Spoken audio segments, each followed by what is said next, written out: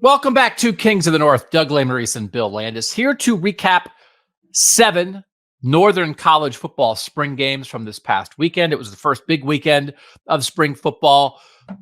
Another round coming up on April 20th, Michigan among them, and then another round on April 27th. But we have 7 games we're going to talk about, bro. We're going to talk about Penn State, Pitt, Purdue, Cincinnati, Ohio State, Utah, and Boston College. And I don't know. I think most people, if you watch this channel on YouTube, if you listened on the podcast, you probably caught the mini little show I did last week. But we were out for a little bit, Bill. But it's good to be back? Yes, it's great to be back, and I'm glad. I'm glad you're no longer sitting face down in a chair like you had to do. So if you didn't catch the 14-minute show I did the other day, I had emergency eye surgery for a detached retina. It's my second detached retina in the last 4 months. But the good news is I'm out of retinas, so I think I'm done with this. But this time, usually you have to do this. You have to lie face down for a week. So there's a gas bubble. Let me do 9 minutes on what exactly goes into a vitrectomy, and then we'll get into Pitt. So anyway, I had to lie on my face for a week because you have to let your eye heal, and that helps. And then I went in to see my doctor for the follow-up, and he was like, week's overkill. After I had been on my face for a week, I was going crazy. I am not a particularly athletic person. I'm okay. Would you say I'm okay? I'm kind of lanky. I went stir crazy, just not moving. And I would be okay on the couch, lying on your face. Just try it. I would encourage all of our viewers and listeners, lie on your face for a week and see how it goes. It just makes you nuts. Let's talk about college football. All right. We're going to start with Penn State. And I have 3 things. We watched a lot of spring games. Luckily, in the new modern world, most of these games were televised. Penn State was on the Big Ten Network. Purdue was on the Big Ten Network. Ohio State was on Fox. The ACC Network had Boston College and Pitt. So 5 of the 7 games we're talking about, we watched ourselves. Utah was on the Pac-12 Network. I thought the Pac-12 Network was dead, so I canceled. I had a whole separate cable subscription last year just to watch Pac-12 games. And I canceled it because I was like, the conference died, but the network still lives. They put the Utah game in the Pac-12 Network. I was surprised by that. I was surprised by that too. I also thought that the Pac-12 Network was dead. And even if it's not, and it still exists to show Pac-12 Olympic sports that are currently happening, it is odd to me that the Utah spring game was on there, but Utah's about to get out of Dodge. Yeah.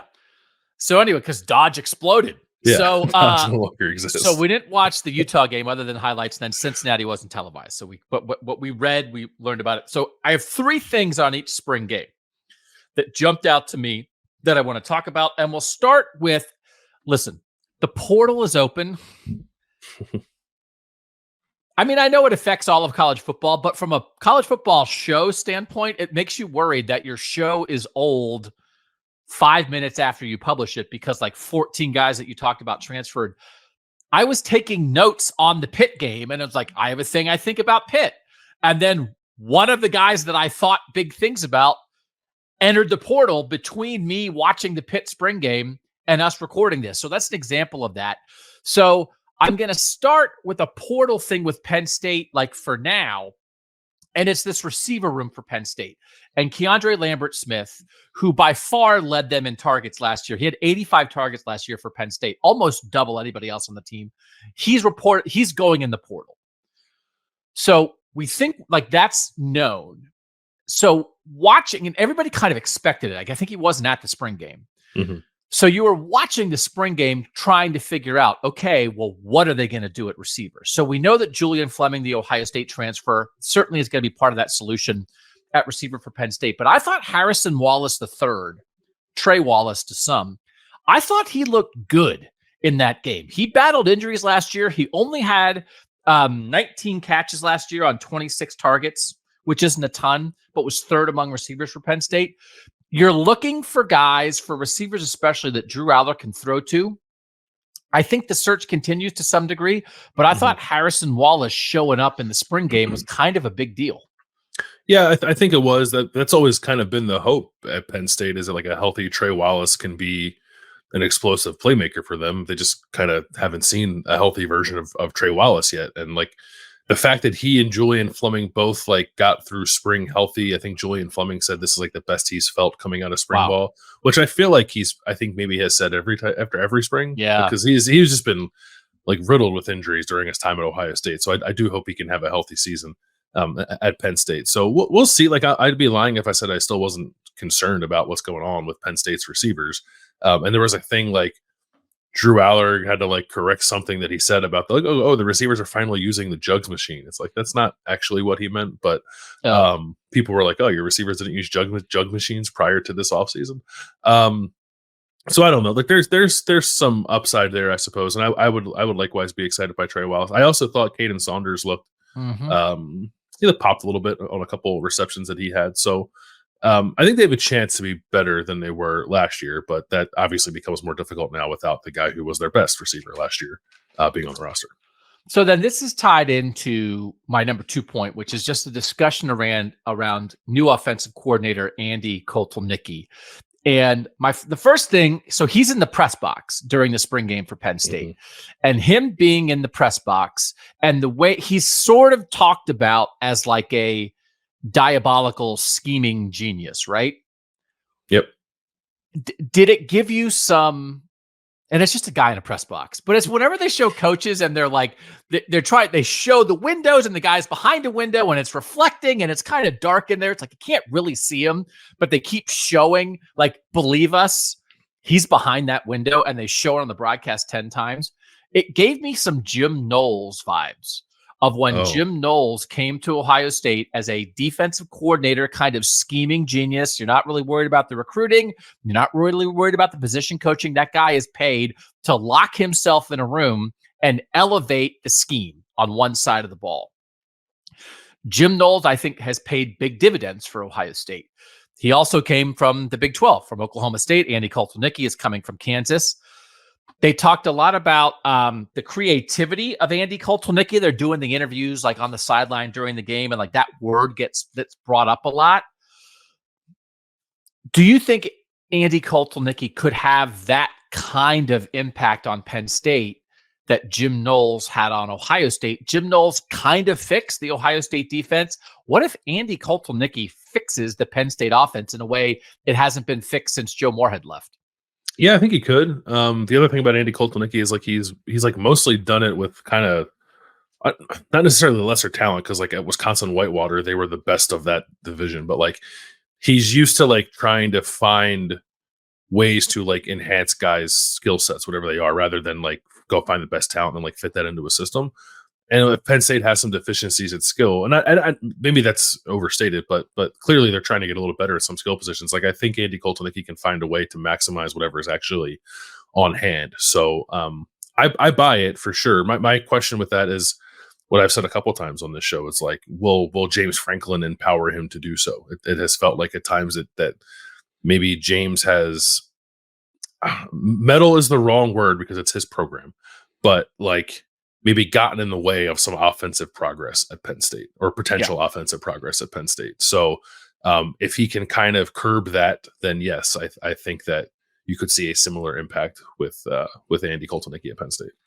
I love a schemer in a box, man. Yeah. It's like the villain in like an action movie. It's like if you were like, hey, there's a villain who is gonna like release a plague of locusts during the Penn State spring game, and then you showed him and he was like, he's in the coach's box behind that window, I'd be so scared, because like it's so mysterious. So I'm as excited. I don't ever want to see Andy Kotelnicki. I don't want to know what he looks like. I just want to know that he's behind a pane of glass overseeing everything from there, above. Yeah. But I do like what you said about like him, and they talked about this a lot in the broadcast, like him using what's already there, because two things came up that I think relate to that, which takes us beyond the receiver discussion at Penn State, which has been such a discussion at Penn State the last couple of years. One is the tight end usage. And so I was getting angry during the game because they had, I get angry sometimes. They had Theo Johnson on, who was a Penn State tight end last year, tore it up at the combine. And Adam Brenneman, who's also a former Penn State tight end, is doing the sideline interview. So he said, like, hey, what round do you think you're going to go in the NFL draft? Which is like a heck of a question. And he answered it. I was like, this is a great interview. He said he thinks he's going to go late second round, which would be huge, right? And then they were talking about Tyler Warren, so they had two really good tight ends last year, who they thought Adam Brenneman was surprised he didn't go pro and thought he would have been a second or third rounder. So now I'm ready. I can feel the anger boiling up inside of me because they had two tight ends last year at Penn State who are like day 2 NFL draft picks. And I didn't think they made a big enough impact. It did not feel like Penn State was constantly attacking you with two NFL tight ends. Now, to be fair, they did have 49 and 45 targets. Warren had 49. Johnson had 45. They were second and third on the team. But each of those, like combined, they almost would have equaled like around what Keandre Lambert-Smith had. Anyway, my point is this. If that's what Penn State has at tight end, if they think Tyler Warren's that good, and Khalil Dinkins seems like another guy they like as their second tight end this year. They have a 5-star freshman tight end too. I want Andy Kotelnicki to attack people with their tight ends and use these great athletes they have, because I didn't feel like last year that Theo Johnson and Tyler Warren were being used to attack defenses in a way that's commensurate with the way the NFL views them. Yeah, that I think you will though, right? Like that seems to me like maybe the conversation with him. It's like that's where your strength is, so you emphasize that. And then maybe you do that and life becomes a little easier for Trey Wallace and Julian Fleming and Caden Saunders because they're not necessarily the focal point of the defense. Maybe like if Andy Kotelnicki kind of builds the thing out of really good tight ends and a stable of pretty impressive running backs as well, then maybe there's just less of an onus, I think, on these receivers to make the jump that people would like to see the group collectively make. Not to say like, oh, it doesn't matter if they're not good. It does. But I just think it becomes maybe there's just more space for those guys to pop a little more than they have in the last couple of years. If the offense is not like geared on them having to make plays necessarily. So the second part of that is I'm going to reference Trace McSorley twice on this show today. You've heard the Trace McSorley song? Have we talked about the Trace McSorley song on this show? There's a Trace McSorley song? There's a Trace McSorley song. There is a Trace McSorley song that for a brief time when my daughter was in high school was her favorite song, like in the world. It's like, oh, do you like Taylor Swift? It's like, no, I like the Trace McSorley song. So I would please direct anyone to just like Google or YouTube or whatever, the Trace McSorley song. It's wonderful. So it has also created, I think, an unrealistic view of Trace McSorley in my mind, because I'm like, yeah, Trace McSorley, he's like the greatest player in Big Ten history. They wrote a song about him. First Trace McSorley point. They had Trace McSorley on the sideline. They asked Trace McSorley about Bo Pribula, who's the number 2 quarterback for Penn State. And I just thought, watching Bo Pribula in that game, he's probably just never going to throw it well enough to like be the guy.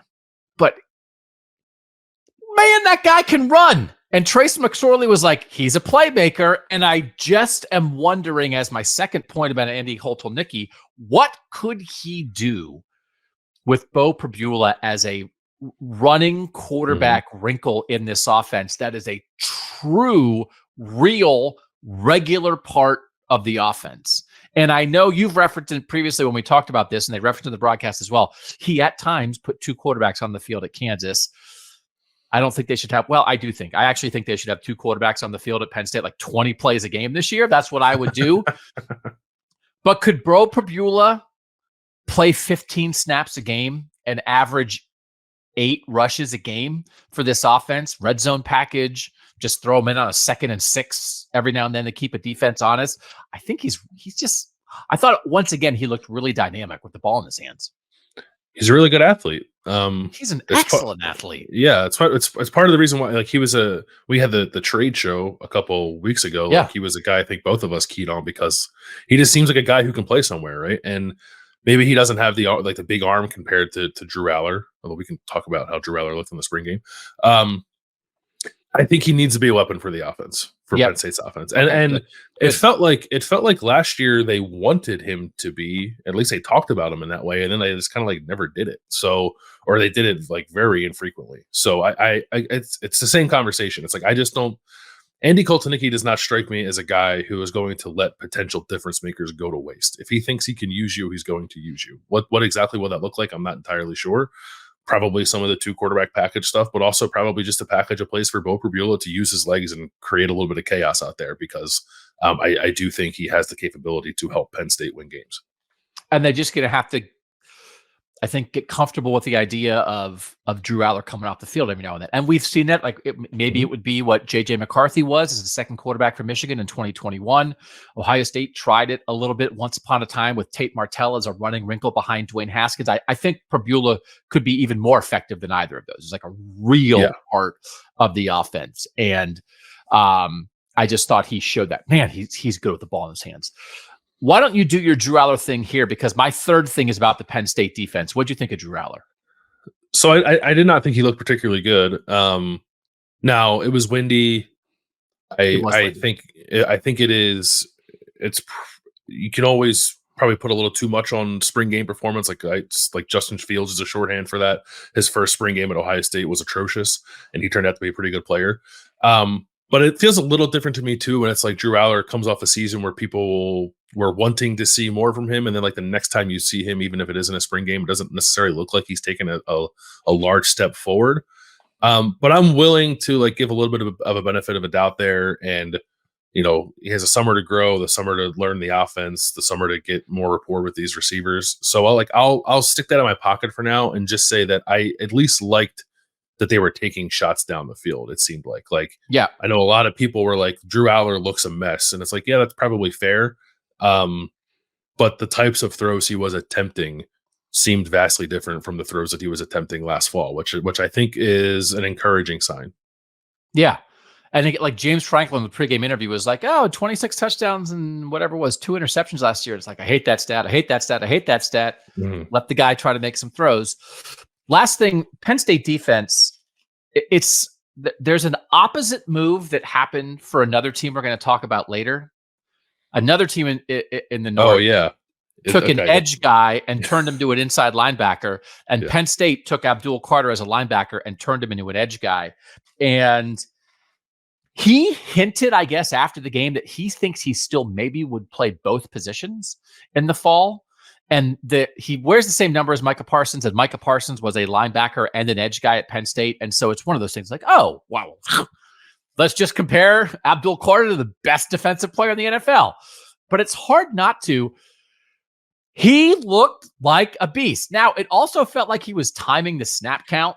Like the one play where he was like basically in the backfield when the quarterback caught the ball, and Matt Millen was like, "Oh, he had a great get off on that play." I was like, "Yeah, I think he knew the snap."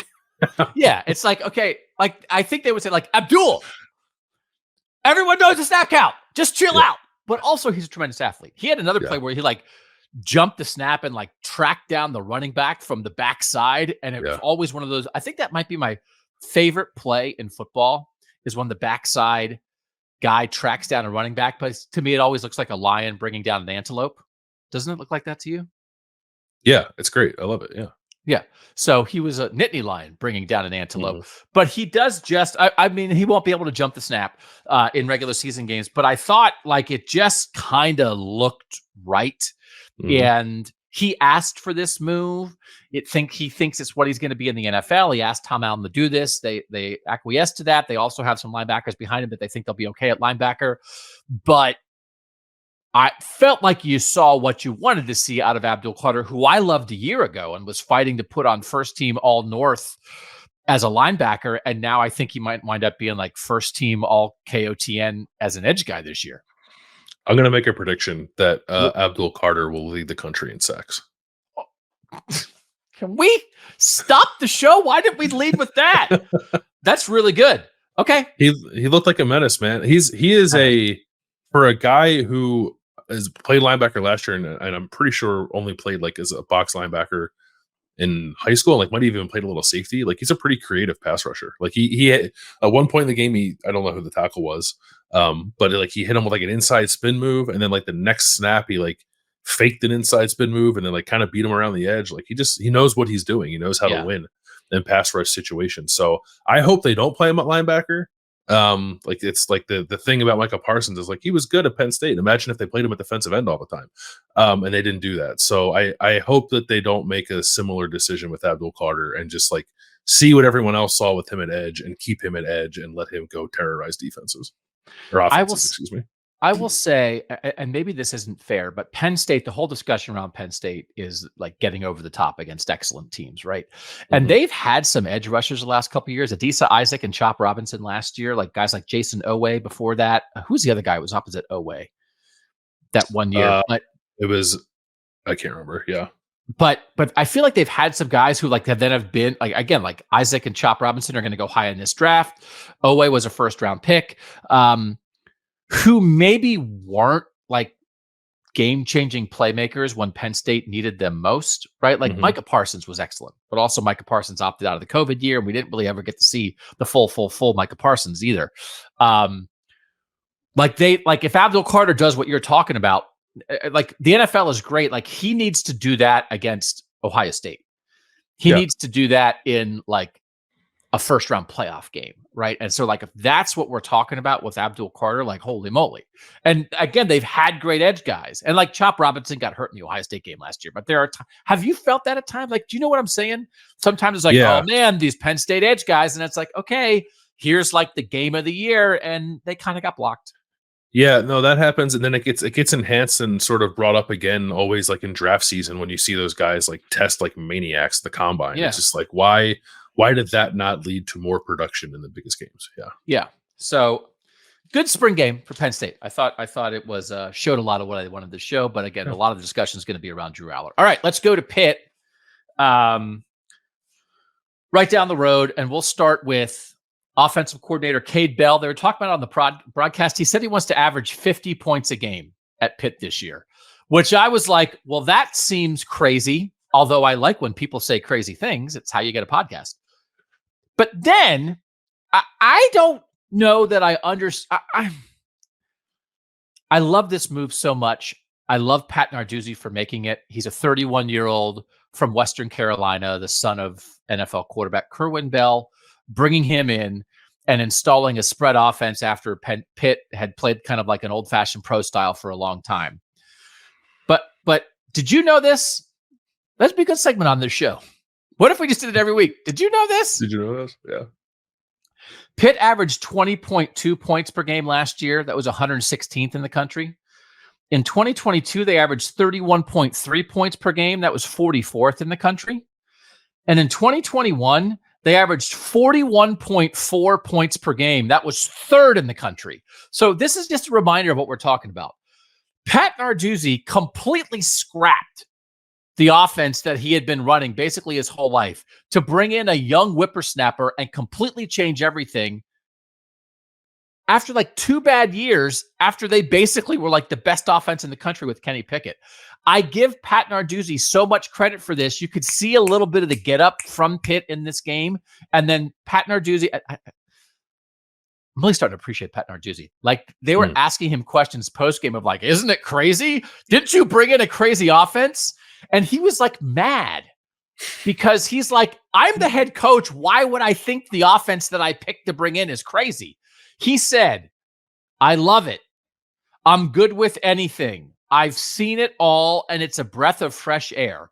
Are quotes that I wrote down from old-fashioned, defensive-minded head coach Pat Narduzzi about this new offense he brought in. It's not perfect right now, but you could see what it's going to be, and I think Pitt fans should be enthused because here's the thing.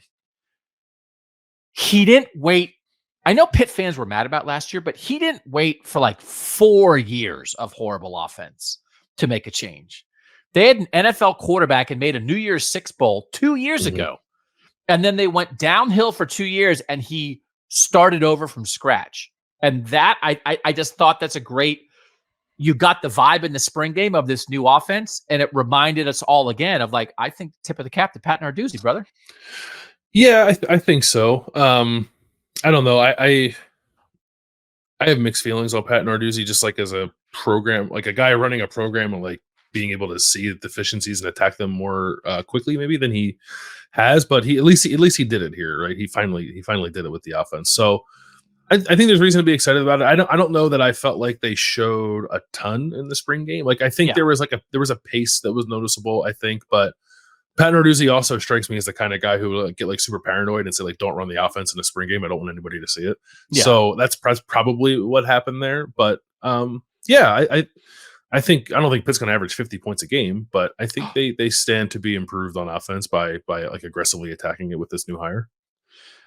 Western Carolina scored 50 points in 4 games last year for Kade Bell. So Kade Bell's throwing it out there. I don't think he's like, just to make sure, I don't think he's predicting. Right. He's not like, we're going to score. Like, look out, Florida State. We're scoring 50 points a game. But it's like what he's shooting for. So part of that, so like we'll tie up the quarterback battle in that. Pat Narduzzi also does like the old fashioned thing, which I think, I don't know how other people did this. But again, you and I have a history of covering Ohio State. This is what Jim Tressel at Ohio State used to do for the spring game. They'd appoint captains, old guys on 2 sides, and they'd draft teams. Mm-hmm. And then they just play the game. And I still remember, like, the big thing to me is there was a year that Justin Boren, who is built like a, brick house, and was going to be an all Big Ten guard for Ohio State. It was like, oh, your team didn't draft any tackles. You have to play tackle in the spring game. And it was just like, well, that's how the draft went. Like, which was just like, oh, what do we do? Like, you're playing one of your best players completely out of position because you're beholden to the draft, but it makes it like a real game. So anyway, they did that. Pitt did that and drafted teams. And so the first quarterback taken was Nate Yarnell, who started a couple games at the end of last year. Everybody says is number 1 quarterback, but the number 2 quarterback taken was Eli Holstein, the transfer from Alabama, who we've talked about on this show, it felt like maybe it was a surprise to people that Christian Veilleux, the former Penn State player who has been at Pitt longer, wasn't the number 2 quarterback taken. But then it was like, well, that's who the players picked. He's the number 2 quarterback. And so it's like the players decided this quarterback race. So, and then like the way you watched it and the way they played, it kind of feels like Christian Veilleux's kind of out, and that this is Nate Yarnell almost as the 100% presumed starter, at least for the start of the season. But like Eli Holstein's moving up the depth chart because that's how the players picked it. Yeah, we should do that more. Like, because there's always it's fun. Like, we're not talking about Ohio State yet, but like Ryan Day several times this spring, when talking about their own quarterback competition, has said like the players know. So it's like, oh yeah, I bet they do because they're in practice every day. So let them pick who should start the spring game and let us get a little bit of insight as to how this thing is going, because the coaches aren't going to do it. Can you imagine if Ohio State had a draft and the players picked Julian Sayin first at quarterback? Columbus would burn to the ground. But a non-zero chance that would have happened. I know, but that's why Ryan Day doesn't want to do it. So some coaches are like, well, we'll tell you everything. And then you play a game. It's like, hey, it's 2 teams. Like that Pitt game, there were a lot of the games that were like goofy scoring systems, Ohio State included. But Pitt was just like, we drafted 2 teams, we're playing football. They tackled, like it was like a real football game. So anyway, Nate Yarnell is like the safer choice. Pat Narduzzi said after the game that by like the time the season starts, he'll have mastered the offense. Like they really believe in Nate Yarnell, okay, which is great. Eli Holstein had a touchdown drive, like his maybe final drive of the game, where he was 7 of 10 for 91 yards. And I was like, that's it. Yeah. He was like stepping up in the like evading pressure and stepping up in the pocket and ripping throws in the middle of the field. And Yarnell's more consistent, but I thought that's the kind. I think Kade Bell's gonna like make that drive like his screensaver on his phone. I just thought it doesn't mean that I think Eli just the way they talk about it, almost feel like there's no chance that Eli Holstein's going to win the starting quarterback job before September 1. I think maybe Eli Holstein will be the starting quarterback before the end of this season, though, because I think you saw like a guy with a big recruiting pedigree. He at least had one drive where it was like, that's why they went and got him. Yeah, that's always the difficulty with these conversations when you kind of have this dynamic of the veteran, like steadier, but probably like Yep. significantly lower ceiling kind of player. And then probably a more erratic, but definitely more talented younger guy who like gives you like every other week gives you a drive in practice where you're just like, man, if we can get that all the time, we wouldn't lose a game. And it's like, I don't know what the right call is there. I think it probably would make sense to roll with the steadier guy to start with, and then see if the younger guy can't keep popping like that throughout the season, and then make a decision maybe mid-season. But I thought Holstein to me too just kind of looked like, not even like I thought he actually had some pretty good poise in moments, but just like more tools, just like a much higher ceiling. Yeah. So it'll be interesting to watch this coaching staff again with Pat Narduzzi as a head coach who feels like maybe go with the veteran guy that you know what he's going to do, and then Kade Bell's like, I didn't come here to play the safe veteran guy. So like I'll be curious how that battle shakes out. All right, that was number one for Pitt. We had a lot of thoughts. Number two is about Desmond Reed, who I don't know that we had talked about much before, but he's a transfer from Western Carolina. He's a 170-pound running back. He looks kind of like a third down scat back. He had a touchdown on a screen where like it was like, that looks pretty good. It was actually called back by a penalty because they're throwing flags in that game. But at Western Carolina, the past 2 years, he gained 1,000 yards from scrimmage in both of those years. He averaged 7.5 yards per touch and 7.7 yards per touch the last 2 years. And it's just like we talked about a lot with Indiana bringing James Madison players. Kade Bell, as the offensive coordinator, brought a couple Western Carolina players. They have some guys, I think, in the backfield. They have some guys to throw to. Gavin Bartholomew, as a 6'5" tight end who was fourth in the ACC in receptions last year among tight ends, is a guy that I think they feel like can maybe be their most like dangerous guy with the ball in his hands this year. But I thought like Desmond Reed as Kade Bell brought him along, and I could see him making some highlights during this Pitt season in the fall. Yeah, it does seem like they have a couple of guys who like are going to maybe take the onus off the QBs and necessarily like have to make a ton of plays, just like get the ball to them and let them do it. And Reed is definitely one of them. Bartholomew is interesting to me because he was pretty good. Was it 2 years ago? I think as a true freshman or maybe a redshirt freshman, but then like never kind of like built on top of it. And like people have been like waiting, like people thought there was going to be like a rocket ship for him to become one of the better tight ends, maybe in the ACC or perhaps even the country, because he just sort of showed a lot of big play potential. And then, but he showed it, I think, in the spring game too. So that was encouraging.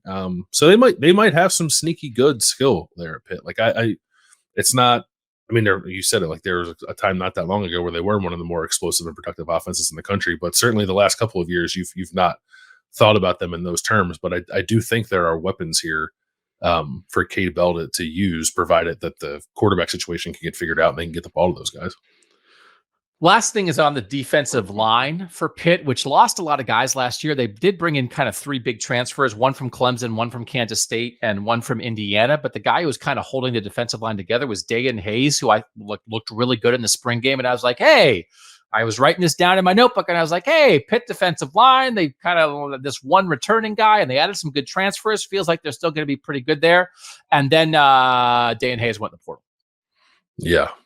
With some harsh words about the state of the program. I missed that. What did he say? He the Pittsburgh Post-Gazette got him on the phone, and he I'm paraphrasing because I don't have the quote in front of me, but he basically said like Pitt's not ready to win now. Like they'll win games, but they're not going to be a winner, and like he has 1 year left and he can't like subject himself to a season of like not being on a team that's competing for anything. And then there was not a quote but a source that said like the concerns for him were on like the offense just wasn't going to be good enough this year. And then he tweeted like later in the evening on Monday, like not that he didn't do the thing where like he goes on the record and says something and then say like his words taken out of context. You're just like, yeah, I said that, but I didn't mean for it to come off as mean as it did. Oh wow. So I relate to that actually. Yeah, he said like it was a business decision. Yeah. So it was not a great look for Pitt as Dayan Hayes went out the door. Yeah. So it feels like a lot of those, when they brought those transfer defensive linemen in, a lot of them talked about Charlie Partridge and the influence he had in bringing him in, and that he'd been a really good, had been a long-time defensive line coach at Pitt, and then he left for the NFL to go to the Indianapolis Colts. So I didn't know if that factored in with Dayan Hayes at all. Anytime you lose your position coach, but like I don't disagree with that. Mm-hmm. That I don't know. I don't know that the offense is going to get all the way there for Pitt this year. And sometimes you can really tell, and this is what I like about watching a bunch of spring games in a row. And it's like, you can sort of tell. It's like, oh, that quarterback's played before. Oh, that quarterback hasn't played before. And there's just a lot of, there's more functionality to offenses in the spring that have a returning quarterback. And so there are times with the Pitt offense where it doesn't look very functional right now. I don't know that they're great at wide receiver, but they're building towards something. Again, I'm giving Pat Narduzzi credit for like tearing it down. He's not just trying to patch together. It's like almost like starting over. And maybe this means I'll be bumps this year. So maybe a guy like that says like, yeah. And by the way, I don't know that there's a ton of great, like he might be one of the better guys at his position in the portal who could go to a team that has a chance to make the playoff this year. Like Pitt's not going to make the playoff this year, but I do think Pitt's going to be better than 3-9. I think Pitt will be more competitive, but I think it might take a year for this offense to click in. So I get where he's coming from. Yeah, no, I get it too, but I also get the frustration from Pitt, not so much that you're losing a really good player, which they are, but also I guess like there was a lot of discussion after last season to get him to come back and like an NIL package that was put together that they thought was pretty substantial, and that they got all that. They thought they had him back in the fold, and then after spring ball he bolts. So it's like that's the danger, I guess, for any program like a Pitt in this age of NIL. It's like you can maximize yourself to try to keep guys on your roster, and then someone comes along with a better offer after spring ball and you can't do anything about it. Yeah, there's some of this, and maybe we'll have a deeper. This isn't a portal show today. The portal is open. It opened on April 16th. It closes on April 30th. We will have a deeper portal discussion. Who's in, who's out in the North, probably on a later show. Mm-hmm. But it also is hard of it's like on one hand, I'm like, Pitt was feeling pretty good about their defensive line because they got transfers from Indiana, Clemson, and Kansas State. And then it's like, oh no, they lost a transfer. And it's like, well, it goes both ways, man. Like but I do think a lot of it, it's the timing. Right. A lot of this stuff is like, I think like almost anybody almost any program can deal with anything, but it's when it's unexpected and the timing of this sometimes that they just went through a whole spring and they could have given those reps to like a younger guy. And sometimes like, I think we're okay a lot of times after spring football when like a guy was maybe in a competition for a job and like the losers, and I don't mean the losers, but like the guys who maybe didn't win starting jobs in the spring, if they leave. But when your ones are leaving, it's sort of like, what did we just do that for? That's 15 practices. What was that? What was the point of that? Right. And I also, there's a different conversation too now when like the money part of it, it's like we gave Day and Hayes X amount of money of our pool that we're not going to get back. Right. But that money could have been used to maybe get 3 other players, right? To bring into your programs. Like that's the calculus too for these programs. So it's the devil in the details. It's the timing of things. It's the particular execution of this. Players have rights the way things are right now. But like this one hurt. Like this was like when this came out, I was like, ooh, that hurts for Pitt. That hurts for Pitt. Yeah. All right. Let's move on to Purdue. And I want to start with quarterback, but I don't want to start with the starting quarterback. Because I want to start with the backup quarterback who feels like he won the backup quarterback job this spring, and that's true freshman Marcus Davala, who I thought looked awesome. He was the number 20 quarterback recruit in the country this year. He's from Texas. He's 6'3", 230. Ryan Walters was talking about like they're kind of like force feeding him right now. They're jamming the offense down his throat. I'll tell you what, man, like this guy like stood in the pocket, made throws, and if Dylan Raiola is number 1 on our list of most interesting true freshman quarterbacks in the North this year from Nebraska, where he's going to be the starter, I think Marcus Davala might be 2. I thought I got very excited, and I like that's one of the big things to me. I almost wanted to do like maybe we still will do a show about 2025 starting quarterbacks in the North. Mm-hmm. Like I got very excited for Purdue 2025. Like, okay, let this guy learn for a year behind Hudson Carte and then let it rip because I thought he looked great.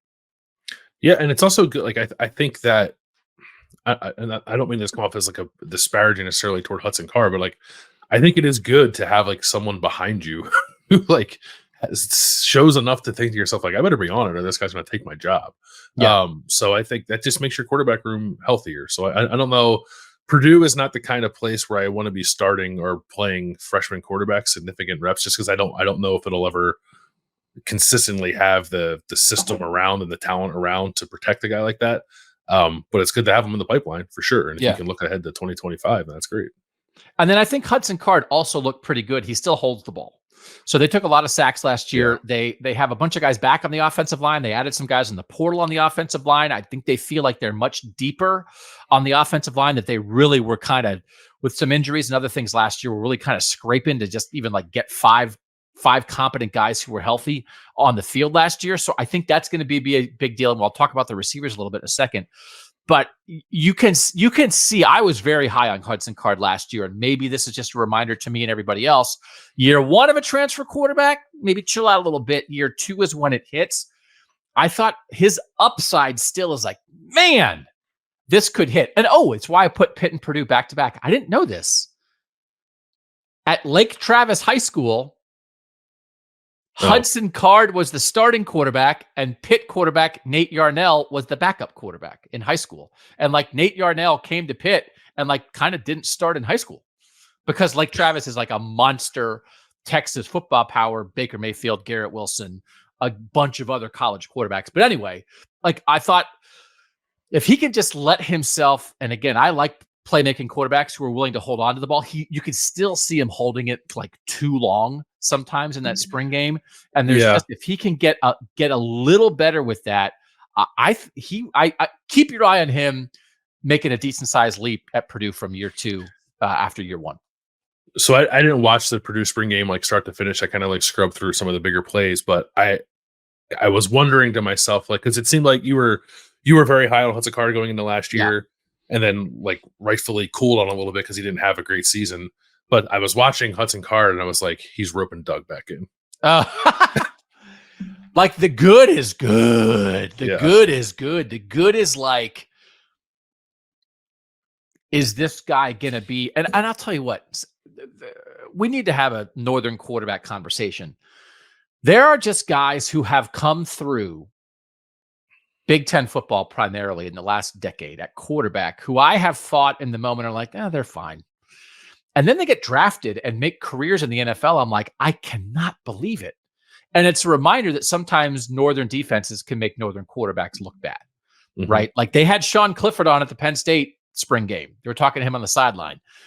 Sean Clifford got drafted and was like at the backup in Green Bay. Like there's no part of me that would have thought that based on his Penn State career. Aiden O'Connell's starting for the Raiders. Yeah.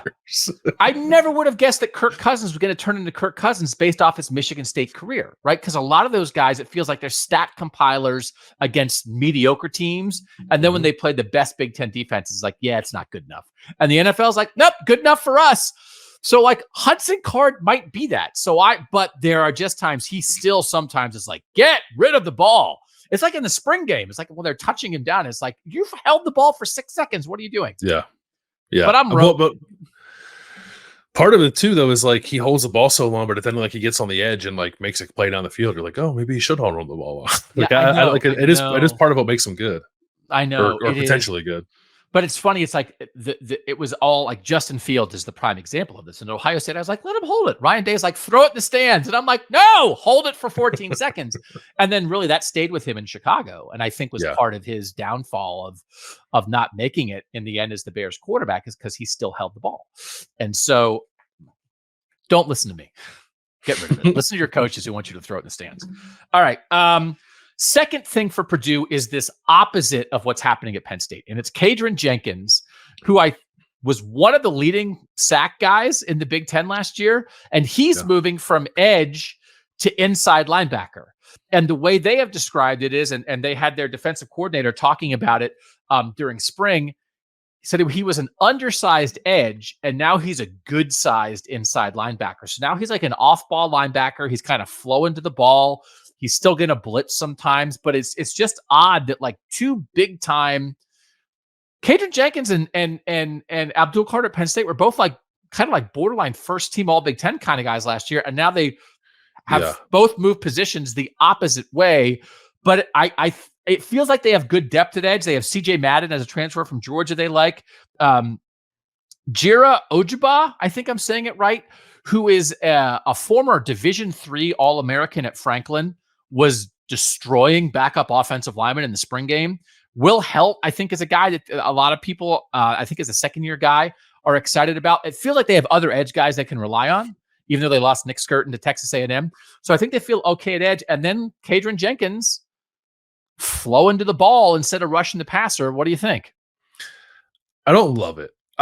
Like if all those guys you listed at edge like end up being good and productive, then I could probably come around to the idea. But like at the moment, all I'm thinking is Nick Skirton and Kydran Jenkins combined for 92 pressures and 17 and a half sacks last year, and one left, and the other guy you're just willingly moving off the line of scrimmage. Yeah, doesn't make much sense to me. Like, and even if there's like a hybrid thing here where situationally, I still think Jenkins probably line up on the line and get after the quarterback, but like I want him there all the time. Like, and I get he's undersized, but didn't seem to matter much last year. So like I don't know if it's a they know the depth up front obviously more than I do. They know what they have at end more than I do.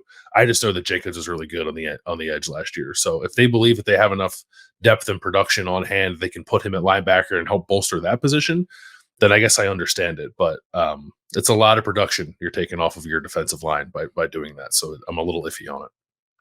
And the third thing is thank you, Georgia, which we also can apply. I meant to talk about this with Penn State. A.J. Harris, former five-star recruit transfer from Georgia, like might wind up as Penn State's best corner this year. And then another cornerback transfer from Georgia, Nyland Green, is going to start at Purdue. They talked about him a lot, about what a good spring he had. Kendrick Breedlove is a transfer from Colorado. Another guy they talked about might be the two starting corners at Purdue. And then C.J. Smith, who they said runs a 10-2 100-yard dash at receiver as a transfer from Georgia.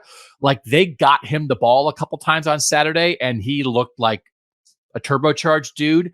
And we talked about, when we were doing our spring preview on Purdue, we talked about all these transfers. And we talked about them bringing, I think, in 4 different Georgia guys. But you could see it. And so it is a boost in athleticism at the places where you need it. And so it does, like Ryan Walters was clearly very targeted with this idea. And they went out and did it. And I thought, especially these two Georgia guys, Nyland Green at corner and C.J. Smith at receiver, you could see how they're going to help Purdue this year maybe in a big way. Yeah, good for Purdue. Like I don't know, like whatever. Nyland Green's a former 5-star guy, right? Who goes to Georgia and like has trouble seeing the field, but like he's from Georgia. Why is he in West Lafayette? Yeah. what happened to get him to go to West Lafayette? But like whatever, they got him there. So I that's the sweet spot, I think, for a lot of the programs that we talk about here. It's like, can you go down there and get the guy who feels underutilized, or there's just a lot of talent, they're having a hard time getting to the field, and you can provide them an opportunity to play every meaningful snap for your program. Like that's not a bad selling point, even if you can't throw the same money at them that maybe an SEC program is willing to. Yeah. I think there's a chance for Purdue to make a jump this year. I think so. I think there's a chance. I think so. Yeah. All right. Quick break. When we come back, we're going to dive into Cincinnati, Ohio State, Utah, and Boston College next on Kings of the North. All right. Back on Kings of the North. We got stuff percolating still. And so we had a meeting today that was super exciting about something that we might be adding to the show. We had another like brainstorming session of some things we're going to do. And we're just so grateful for anybody who's with us now. But like, hold on to your butts, man. Like we just like, you guys know we're going 5 days a week before the season starts, either late July or early August. And then that's what will be during this college football season, Monday through Friday. And like, aren't you like every time we talk about like what's around the corner, Landis, I get a shot of adrenaline. Yeah, it's going to be really fun. Like I'm of two minds. Like I can't wait for the season to get here, because I think the show will be vastly different when the season gets here. But I also feel like we have like a ton of stuff to figure out. Like I don't want to get here too fast, but faster than normal will be fine. Yeah. And the thing is, it's like everybody says it's a great premise, right? A Northern college football show. And then I always take it as like great premise. The host is okay. But the premise, the premise. If only you had a better guy running it, it'd be really good. Could we get Colin Cowherd to do a Northern college football show? That would be chef's kiss. Yeah. Cincinnati. We didn't watch this because you couldn't. And we didn't go. So all of this is based on like what Scott Satterfield, the head coach, said in his post-game news conference and things that we read from the people who were there. So thank you to everybody who was there covering the Cincinnati spring game. Not quite as in-depth, but there's still some points to make. So Mika Coleman, am I saying that right? Eastern Michigan transfer, had a good game, and people were talking about, we love Dante Corleone. We said Dante Corleone might be the Johnny Newton of the North this year when it comes to defensive line play. But it feels like they could use another guy in there, and a MAC transfer, I think, did enough on Saturday to get people excited about that of, okay, there's some, like Dante Corleone's going to have a running mate. Yeah, I think that's exciting. Coleman mostly played on the edge too at Eastern Michigan. I'm wondering if they might try to pull him inside at all, like kind of like next to Dante Corleone too. He just needs help up front, right? And he is a singular talent that is very special, but I think if you're that on a line that doesn't have a whole lot else going on, it's a little easier, obviously, for teams to try to neutralize you.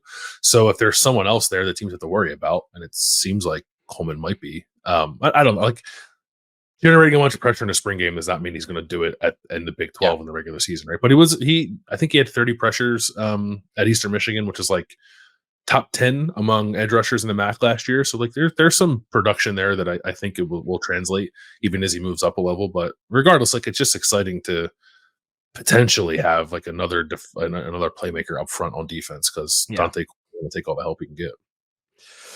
Second thing is sort of like the defense overall. Scott Satterfield was talking about it. People are excited. We're excited about the hire of Tyson Veit from Iowa State, but like they're not there yet. They're still installing that defense. It's kind of like a slow process. It feels like they like some of the guys they added, but I think Tyson Veit was like getting into it and that kind of thing on Saturday. But like we still don't know, right? And so I think like that was a huge offseason move for Cincinnati, and we got to wait until August to get a better handle on that, I think. Yeah, they were like one of the worst defenses in the country last year. So the good news is like improvement. You don't need to do a whole lot to show improvement, but yeah, they're probably not going to be all the way there this year. Yeah. And then the last one is, and I don't mean this facetiously at all, and it's something that Washington right now is really leaning into, with Jed Fish hiring Pete Carroll's son and Bill Belichick's son as his two coordinators. They are positioning themselves as like the NFL outpost of the Northwest, and they are really, really leaning into the NFLification of Washington football, which I think is smart to like look for your niche, right? And so like I think maybe, I don't know, maybe some people don't love that idea for Washington. I think it's smart to try that. Yeah, I think it is. Should Cincinnati should they call, instead of the Bearcats, should they be the Kelce Cats? Like they have as two of their graduates, two of the most popular players in the NFL, in Travis Kelce and Jason Kelce. They're both from the Cleveland area. They both played at Cincinnati. Jason Kelce just retired from the Philadelphia Eagles. He cried during his retirement news conference, and you cried during his retirement news conference, Bill Landis. Yeah. It really got me. Yeah. And Travis Kelce is dating Olivia Rodrigo. Is that right? Close. Lady Gaga? Yeah. Think bigger. Yeah. So, and they came back and they had and they have a very popular podcast that whenever my wife listens to it, I yell at her because I say, if all the players do all the podcasts, then there's no room for the non-players. And she says, you're boring and stupid. I like the Kelces. So they went and had an event Thursday night at Cincinnati before the spring game that drew 12,000 people. They talked to the team. They had Desmond Ridder, the former Cincinnati playoff quarterback, come on. They had Joe Burrow, the Cincinnati Bengals quarterback, come on. The university, I guess they had never made it back for their graduations. They handed them their diplomas and had like a little ceremony, and maybe Travis Kelce cries for everything. I think Travis Kelce that was reportedly might have had a tear going down his cheek for that. These guys he was also drinking a beer when they handed him his diploma. He walked across the stage with a beer in his hand. The Kelces constantly crying and drinking beer simultaneously. They're tears of beer just rolling down their faces of all time. I love football so much, and I'm so drunk. I don't like hire them. Like I don't like they whatever Cincinnati can do to lean into this. I read like the Cincinnati press release on it. They said like one of the greatest events in campus history. Yeah. So like I actually think, and it's a reminder, like all these spring games, everybody comes back for the spring game. Aaron Donald's on the sideline during the Pitt spring game. It's like, what can you do? Who also just retired? What can Pitt do to leverage the status and success of Aaron Donald to help Pitt football right now? Like all these, now Ohio State's course is obviously going to have a bunch of NFL guys back. Ezekiel Elliott's on the sideline during the spring game. But what can Cincinnati do to leverage the success and the influence of the Kelce brothers right now? This Thursday event before the spring game was a great start, but especially Jason Kelce is retired.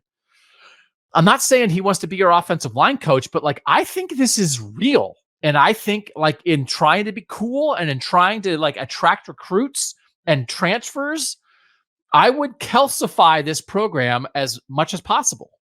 I would get together with Jason Kelce right now. It's more difficult with Travis because Travis is going to have games during the season. But I would get together with Jason Kelce right now and say, here are our 5 biggest recruiting weekends in the next calendar year. Can you please be here for them? And I think that would give them a little bit of juice. Like, yep. I know it sounds silly, like to suggest that players might pick Cincinnati because of the affiliation with the Kelce brothers, but players might pick Cincinnati because of their affiliation with the Kelce brothers. Like, it's not a harebrained idea. I think you absolutely need to leverage it while they're having this moment. And I don't think for either of them it's like a flash in the pan thing either, because their podcast was wildly successful before Travis Kelce started dating Taylor Swift. Yeah. And I think will remain like they're just like they have those kind of personalities that like they are just they have become 2 of like the 10 most famous athletes like on the planet right now, and both of them just happen to go to the University of Cincinnati. So I would hope there's someone down there in the offices saying like, hey, this can't just be a one-time deal. We need to use this to our advantage as much as possible. Yeah. Whenever, right. Most football departments now on social media, when a recruit commits, they put out some kind of graphic about it. Shouldn't every little video graphic for a Cincinnati recruit be Jason Kelce shirtless, chugging a beer? Yes. Right. Uh-huh. Or absolutely. and then the next one is like Travis with his arm around Taylor Swift, and then it's like, the Bearcat way, shirtless beer chugging and pop star dating, the Bearcat way, whatever it takes, baby. But yeah, you've got to leverage this stuff. So good for them. If you date the most popular singer on the planet, come to Cincinnati. Yeah, because where the Kelce brothers didn't go? Georgia. Yeah, that's right. All right, let's do Ohio State. The quarterback battle at Ohio State is blank. Use an adjective. Probably. I don't know if I can use one word and one word adjective for it, but I would say like probably closer to being decided and a little more straightforward maybe than the public would assume based on like, which is to say like it's going to be Will Howard. Okay, so Will Howard and Devin Brown both played Saturday. It didn't feel like there was a ton either way in the spring game for Ohio State that would lead you one way or another, but you're just thinking that the whole big picture is like it's Will Howard and maybe a lot of this is window dressing. Yeah, it's just Ryan Day talks about Will Howard differently than he does Devin Brown. It's Will Howard's getting better. The timing's getting better. We see the improvement. We love his experience. We're changing the offense to run the quarterback more because we have Will Howard now. Like, and it's not that he says Devin Brown stinks when he's asked about him. He's just not nearly as expansive, which I think is intentional. And obviously they brought him in as a big time transfer, which so maybe this is obvious, but I just think there's been enough of like, I don't know, maybe Devin Brown can win this thing. And like I've been a part of that too, like on the Ohio State shows we've done, because Devin Brown has had a better spring this year, I think, than he had last year. But I would still be floored if it wasn't Will Howard in the fall. Okay. And you think what if we're just now saying, okay, Will Howard's going to be as Ohio State starting quarterback, what did spring tell you about how he fits with Ohio State and how good he might be?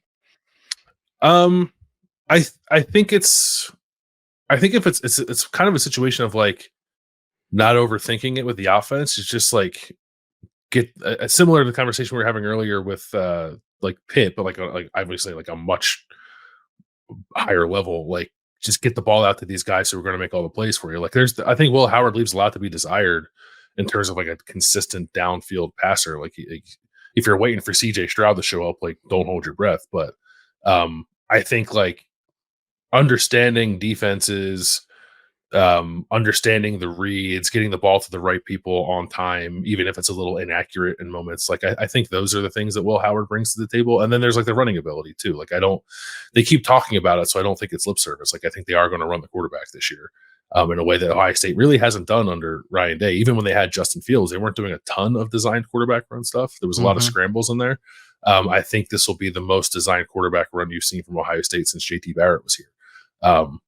So that's like, then that's the way that Will Howard changes the offense. Like I still think it's going to be a running oriented offense that leans on its running backs a whole lot with Chip Kelly there. And then it's like, Will Howard, don't screw this up kind of thing. Just like, keep us in rhythm, keep us moving the chains, and we'll finish off the drive running the football.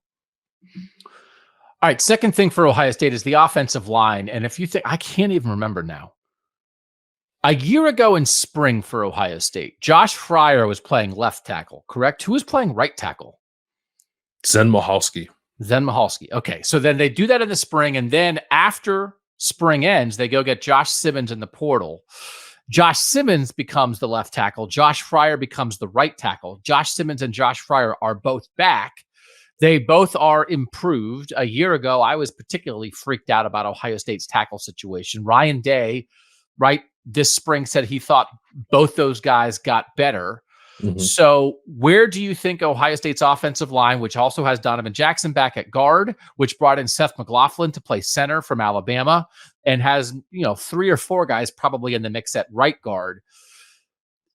How do you feel about Ohio State's offensive line right now? And how active do you think the Buckeyes might be in the portal looking for another guy? I feel significantly better this time around than I did last year, for sure. And I think they do as well. I think they feel excellent about the left side with Josh Simmons and Donovan Jackson. And we all probably assume that Seth McLaughlin will be the starting center. He was competing with Carson Hinzman's last year's starter for that job, but I think everyone believes it'll be Seth McLaughlin. Like, so from center out to the left side, I think they feel all right. And they like Josh Fryer and the progress he's made, but it's a matter of like, where will he play?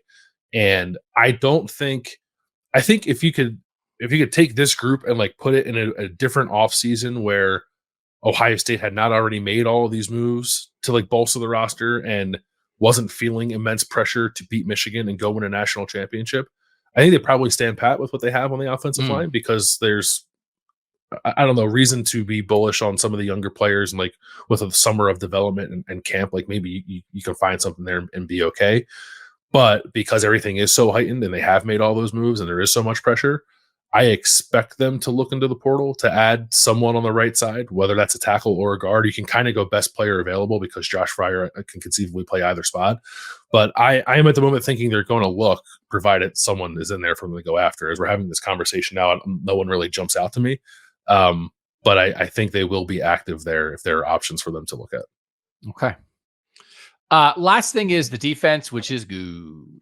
It's really good. Ohio State defense, good. There wasn't really much you needed to learn in the spring game, except Caleb Downs made his first appearance in a game setting in an Ohio State uniform after an awesome freshman year at Alabama a year ago. Everybody else is returning, whether that's Denzel Burke and Davison Igbinosun and Jordan Hancock at corner, whether that's JT Tuimoloau and Tyleik Williams and Jack Sawyer on the defensive line, whether that's Cody Simon at linebacker, couple second-year or younger guys who are interesting to mix in at linebacker, Sonny Styles moving to linebacker from safety, and CJ Hicks getting some run there, but like just I think reinforced in the spring game that this might be the best defense in the country. Yeah, especially because they had to play some younger guys in the secondary too, and like they still look good. Like there's tremendous secondary depth there. I think pretty good linebacker depth, it turns out, like for a position that's turning over a little bit. That just has a lot of athleticism in that room.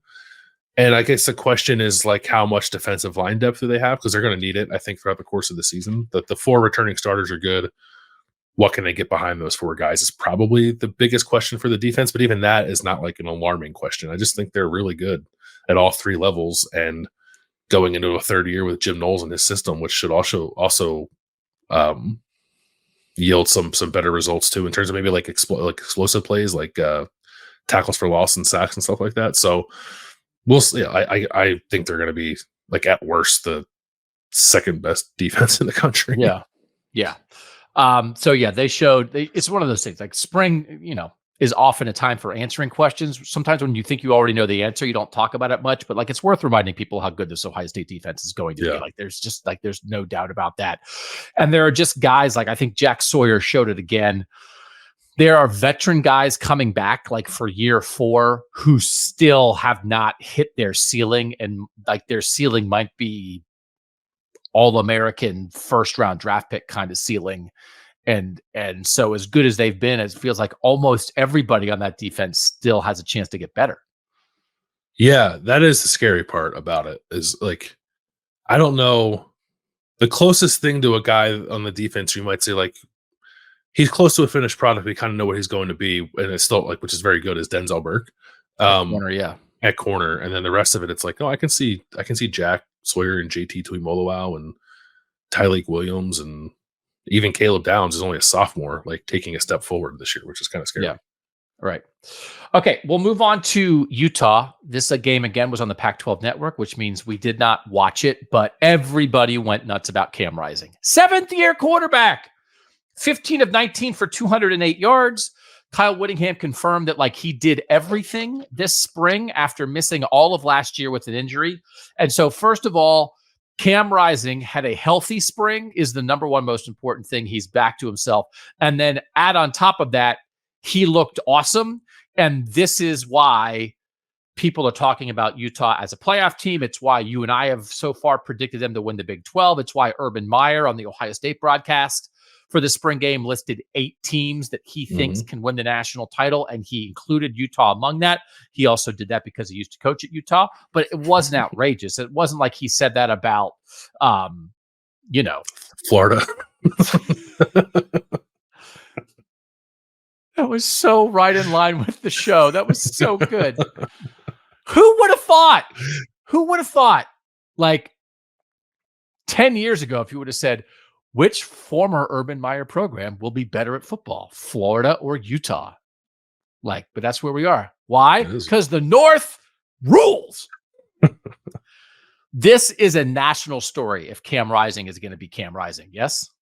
Yeah, for sure. And like a lot of the coverage of the game came with the caveat that was like the defensive line wasn't really trying to get after him, which is like, of course, I think they couldn't touch him. Right. Yeah, don't put he was wearing a non-contact jersey, of course, but it was like, don't get within 3 yards of him because we need him healthy. But even with that, like the touchdown pass where he was like rolling out to his left, I think it was, and like threw it to Money Parks in the end zone, like, I don't know, he was moving pretty well. He looked pretty fluid. So it seems like after an extended period off, like Cam Rising is kind of back to his old self. And they were even talking about he has maybe some improved arm strength coming into this season too. So he old looked man strength. That old man strength when you're 30. That old man strength. He looked like exactly how you would hope he would look. Like if you're a Utah fan who's been pining for the return of Cam Rising, and then you finally saw him, like he delivered on what you wanted to see from him. And then you have been, along with other people, very excited about the Dorian Singer transfer edition at receiver from Arizona to USC to Utah. 5 catches for 92, I believe, in the spring game. And and I guess like they didn't run it at all. They just chucked it around the whole day. Yeah. But I get like that's good news. Brant Keithy, the tight end, is like working his way back slowly. He wasn't kind of as much up to speed as Cam Rising was, but like I'm enthused about Utah chucking it around to skill guys on the outside. Like this is because that's like the next step, Utah, that becomes, I think, not just maybe the best team in the Big 12, but now we're talking about like a Utah team that could like win a playoff game or two if they're going to be that, if they're going to have that defensive tight end toughness identity, a 7th-year super veteran quarterback. But now they also added some skill guys. Like that's leveling up Utah. Yeah, there's a potential there to be pretty explosive. I think that one of the receptions of Dorian Singer, I think, was like a 45-yard hookup between he and Cam Rising. Like that's the stuff that's been missing. And even when Cam Rising was healthy and playing for them a couple of years ago, like it wasn't necessarily what they were doing all the time. Cam Rising has like some playmaking chops to him that led to explosive plays, but I don't know that maybe they've had a receiver like Dorian Singer who can just like kind of run by everybody and then get you explosive plays that way either. So we've been excited about Utah because of this, but it was a reminder, I think, of like just how good they could be offensively if it all comes together. Yeah. Defensive side of the ball for Utah, I think they're feeling good about their cornerbacks. Zamiah Vaughn was one of the better cornerbacks in the Pac-12 last year. He's back, but they added 2 guys in the portal, Keenan Johnson from Georgia Tech, and then Cameron Calhoun from Michigan, who had 6 tackles and was sort of, I think, one of the standouts of the spring game. Again, this is like, you've got to work the portal for this stuff. And so it's like, oh, what's Utah doing? Like, they're going out and getting corners in the portal. So they have 1 back they can rely on. They got 2 in the portal. Calhoun's a young guy. Like, that is another encouraging sign, because like Noah Fafita and some of the other people, Shadur Sanders and guys like that they're going to play in the Big 12 are going to try to chuck it around on them a little bit. And so you got to have some cover guys, and I think they're improved there. Yeah, I had actually forgotten that they got Cam Calhoun. I really liked him coming out of high school. He's from Cincinnati, Whitten Woods High School. So like, I followed his recruitment a little bit being in Columbus, and he was a high school teammate of Jermaine Matthews, who signed with Ohio State. And it was like, when they were both coming up, I was like, I think Ohio State should take both these guys. And they didn't. I don't think they ever actually offered Cam Calhoun, and then he went to Michigan, which happens a lot with recruitments like that. But he's got some upside for sure. And he's got I think like similar to Jermaine Matthews at Ohio State, that people will come to know in the coming years, like tone setter kind of attitude, I think, in a second, which Utah is not necessarily hurting for, because that's the identity of the program. But to throw a guy like that into the mix for a team that's looking for some secondary help, obviously, can't hurt things. But like, just like the North helping the North, that is just such a. So you have a kid from Cincinnati who goes to Michigan, doesn't play, right, as part of a great defense, is looking for an opportunity to get on the field. Like, the North can't let that kid go to Mississippi State. The North can't let that kid go to Wake Forest, right? They can't let that kid go to Texas Tech. So like, the Utah, all right, Michigan was the best team in the country last year, led by its defense. This really highly rated recruit couldn't get on the field, and Utah's like, we'll take him, we'll go get him. That's exactly how this should work. So, yep. The North helping the North, man. Just love to see it. Love to see it. Last thing, again, there's a lot of backup quarterback stuff, again, that is very interesting. It felt like the way people were writing about Utah, that, again, there was a backup quarterback battle there. And then Isaac Wilson, went out and balled out 8 of 12 for 165, and I don't think he's related to Zach Wilson, but his name is, it is his brother? Yeah. Oh, my God. It's his brother for real? Yeah. Oh, my God. He's Zach Wilson, but not bad Jets Zach Wilson, good BYU. Good BYU. Zach Wilson. Yeah. Oh, that guy was like, well, I know Cam's the starter, but and it's like, okay, he's literally 10 years older than you. He could babysit for you. So chill out. But it feels like this spring game, he's his brother. Yeah. I was just like, hey, there's a white quarterback in Utah whose last name is Wilson. I'm not going to assume they're all related. And you're like, nope, they are all related. Yeah. Okay. I guess I should have looked that up. He's got he's just like people were writing about it, showed confidence on the field. And then he's got the zippity doo off the field too. So it's I think Utah might have its next quarterback after Cam Rising. Yeah, I think they might too, which is kind of, because we were on the, to go back to the Ohio State thing, if Devin Brown decides to transfer, where might he go? And it's maybe he can go to Utah and back up Cam Rising for a year and then be the starter. I don't know. Isaac Wilson might have something to say about it, which is actually funny, because they went to Isaac Wilson and Devin Brown went to the same high school in Utah. Oh my God. Look at you. Yeah. Wow. Where is this Utah quarterback knowledge coming from? You're just I got this covered. We're good. I know one high school in Utah. It's Corner Canyon. And that's where Isaac Wilson went. So, yeah, I love spring backup quarterback battles. So I've been obsessed with a couple of them, and felt like it went well so I got a good quarterback day for Utah. Good quarterback day. Yeah. Your starter looks the part, looks healthy, and it feels like somebody won the backup job. All right. Last one's Boston College. We covered Boston College on the little mini show we did most recently, because I went to a Boston College practice. And so a lot of the things that they showed on the ACC network in the spring game kind of reinforced some of the stuff that I saw when I was out there. So we'll go a little bit shorter on this, but number one is I'm a little worried about our guy. Me too. I'm worried. So Thomas Castellanos is just a fascinating player. Seems like a great person, bubbly personality.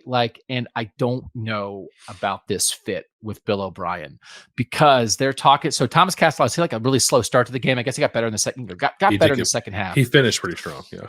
But it's what I saw in practice too. It's just like the pocket stuff. It's like he's not the best pocket quarterback on their roster. He's not. And I'm not sure he's like the second best pocket quarterback on their roster. So you have to see him in a full game setting to get the full Thomas Castellano experience, because they're also showing during this broadcast ACC quarterbacks in the last 10 years who have like thrown for 2,000 yards and run for 1,000. And it's like Lamar Jackson, Deshaun Watson, and Thomas Castellanos. It's like, okay, well, you'll take that. Yeah. But there's this thing, like, is Bill O'Brien going to elevate Thomas Castellanos? And they were making some Bryce Young comparisons on the spring game. And I was like, that is not it. Thomas Castellanos is not Bryce Young. Bryce Young didn't scramble. Bryce Young was poised, move in the pocket, move, find a guy. Thomas Castellanos is like, get out of there and make things happen. So, like, I don't know if Bill O'Brien was making, like, I thought it was terrible. Like it's not at all. If they try to, that's the problem. If they try to make Thomas Castellanos Bryce Young, it's not going to work. It's not going to work. It's not rag on Thomas Castellanos' time necessarily. And a fair point to say, like, maybe the spring game where like his elusivity is sort of neutered is maybe not the best showcase for him. But like there were times where he would just like drop back in the pocket. It's like, oh, it looks good. He's surveying the field, and then he just rips the ball down the middle of the field. It's like, boy, there's a lot of velocity on that thing. And then it just lands near nobody. There was just like, no defenders, no receivers. Just like, I don't know where you were seeing there. And then like juxtapose it to the backup, Grayson James, who was like, I don't know. I can kind of see it. Like pocket, like maybe not nearly as athletic, but big. Like big. I'm not saying he is this player, but like big dude wearing number 14 reminded me of Christian Hackenberg, who was the first college quarterback that Bill O'Brien recruited when he was a college head coach. And like, I could see that being like appealing to Bill O'Brien as he's trying to make this decision, and whether that's before the season or at some point during the season. So transfer from Florida International. And we have to, like, Thomas Castellanos wasn't even at Boston College last spring. This is his first spring here. He didn't enter the season as the presumed starter, and then they put him in and he set the world on fire. So they're calling him, I didn't realize his nickname was Tommy Touchdowns. They asked him about it like on the sideline during the game, and like he embraced it. And he was talking about like Tommy Touchdowns, like Bill O'Brien coming in to help Tommy Touchdowns. And I was like, I don't know if he's going to help you or not. So I don't know. Like when I watch practice, I kind of thought Thomas Castellanos was like the third best thrower on the team. And so like, and it feels like the spring game confirms some of that. It is a long way to go. He's also like one of the top 10 players in the country with the ball in his hand. So it's like, like if I'm like, oh, Bo Perbula looks great with the ball in his hand. It's like, have you seen Thomas Castellanos? Like, I don't know what that is then. Like, I don't know. And I don't know, like, if Bill O'Brien's going to let Tommy Touchdowns be Tommy Touchdowns, or if he's going to try to implement more of a pocket passer system. But the worst case scenario is trying to make Thomas Castellanos into a pocket passer. That is what's not going to work. And that kind of felt like, at least in the first half, that's what they were doing. Yeah. I don't like it. Nervous. Second thing, I'm officially going to call Bill O'Brien Chowda Shiano. They showed him, like, he was out on Boston College's campus this week with a megaphone, like shouting at students to come to the game. And it was just like, this guy's the freaking Pied Piper of Chestnut Hill. Like, this is going to happen. And I mean that as Greg Schiano is like the perfect coach for Rutgers. He left, he came back. I think he's probably never going to leave again. That's where he belongs. He's the best Rutgers could ever hope for. I think Bill O'Brien has a chance to be that at Boston College. And I think there are just a lot of breadcrumbs around this. And I think the way this worked out, that he was at Ohio State for 3 weeks, that Jeff Hafley took the Green Bay Packers defensive coordinator job, I think it has worked out for Boston College better than they ever could have imagined.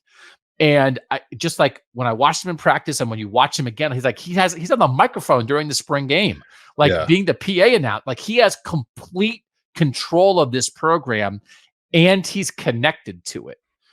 And he really has a better resume than Boston College could normally get in a head coach. He's a former NFL playoff coach. It just was a reminder of that. It's not new, but I think every time you see Bill O'Brien with an eagle on his hat, it's like, yes, this fits. And I was skeptical of like his passion for this. Like, did he take this job because in his heart he wants to help make Boston College better, or did he take this job because like he just wanted to be a head coach anywhere, and it happened that his hometown team had a job available, and it made sense for his family given some of the stuff they have going on. But I'm being swayed a little bit. I think he just seems to have a lot of energy about him. And wanting to get this program heading in the right direction, which is great to see for Boston College. Like, it doesn't guarantee you anything, but if you a Boston College fan, you want somebody in that spot who you think cares about making that place better. And it does seem like Bill O'Brien genuinely cares, and is not merely looking at this as a stepping stone to something else. Last thing, defensively, I thought their defensive line looked good in the practice that I watched. Donovan Ezeriku is a guy that has been a really good player. He had 8.5 sacks in 2022, was second team all ACC, but only had 2 sacks last year. And so like, if he can return to form, it feels like Tim Lewis, the new defensive coordinator, is trying to unleash that a little bit. I do just think there's some potential on that defensive line. And they certainly have a guy who has been a difference maker and can be again. Seems like there's a lot of optimism about the defense in general, I think, right? Like Bill O'Brien was talking about how the defense is kind of rounding into form at the end of the spring ball. I thought Ryan Turner looked really good. The transfer from Ohio State defensive back, like another kind of like physical guy, had like he blew up. I think it was a running back on like a screenplay. I was like, I don't think you want to hit somebody that hard in a spring game, but I appreciate you bringing the juice. But it just like, I think, again, like what's the ceiling? I don't know, but it seems like they have a couple of guys at all 3 levels of the defense really who could be playmakers for them. Yeah, I just like there's some opportunity there. So I'm eager to see, but it's one of these things when we agree on this show, it's like, okay, I'm glad that we kind of agree on things, but it's like the fact that we agree that we're both nervous about our guy, Thomas Castellanos, like doesn't make me feel great. Some coming up, we got Michigan on April 20th, this coming Saturday for a spring game. We have Notre Dame. I think we have Michigan State, Illinois, Iowa, Syracuse, Iowa State.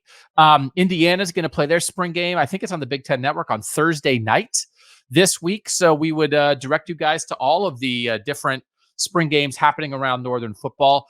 We'll check back in on BYU too. They just went so fast and so quick. Like played their spring game while my eye was exploding. So I think we have 8 teams in the clubhouse right now. So that means we have 18 left to go. A couple of them aren't playing spring games, Northwestern, Minnesota, Wisconsin, some of them not playing official full spring games. I did think one of the things, Purdue, I think had 2 practices after their spring game, like 2 practices this week, which I thought was like an interesting wrinkle that they were talking about. Like, hey, you play the spring game, and then it's like, now you can use the film of the spring game to get two more lessons in practice. I thought that was interesting. A lot of different variations in the spring game. Some did like full special teams. Some did no special teams at all. Some did like just a kicker kicking to a return guy. Some did like full tackle. Some did like don't tackle the ones, but you can tackle the twos. Ohio State did like thud tackle, but then there was a game that was like 2-hand touch. So it was like, is there a style of game that you prefer in the spring? Yeah, I want to see them play football. Like I kind of liked what Penn State did, which is like we're playing a football game. Don't hit the quarterbacks, and if there are guys who don't want to get hit, like Nick Singleton, then just don't play them. Right? They don't need a spring game, so just like play the guys that need to play and play a real football game. Like it's just hard to get like a real read on anything when it's thud tackle. Like especially like in the Ohio State game, there were a couple of runs from Quinshon Judkins and Travion Henderson that like probably would have been touchdowns if they were actually playing football, because some guy got within 3 feet of them and can get a fingertip on them. Like the play was blown dead. So it's just like, you don't get a great feel for what's real and what's not when you're doing thud. Like I understand why you do it, but if you're that worried about guys getting hurt, then just don't put them out there. Just let the backups play and play a real football game.